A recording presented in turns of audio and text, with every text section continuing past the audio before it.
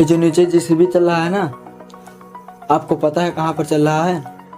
चलिए नहीं पता होगा, मैं बता रहा हूँ। हमारे उत्तर प्रदेश के प्रयागराज जिले में अतीक अहमद के घर पे चल रहा है। और हमारे उत्तर प्रदेश के बहुत बड़ा माफिया थे, उनको यूं ही डॉन कह लीजिए।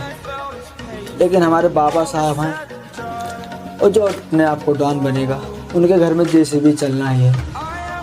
अभी वो गुजरात के जेल में है और उनकी पत्नी ने यह कहा है कि योगी जी से पत्र लिखी हैं कि उनको जेल में ही रखें, वहीं पर हमारे पति सेफ हैं, बाहर निकलेंगे तो उनको इनकाउंटर कर दिया जाएगा।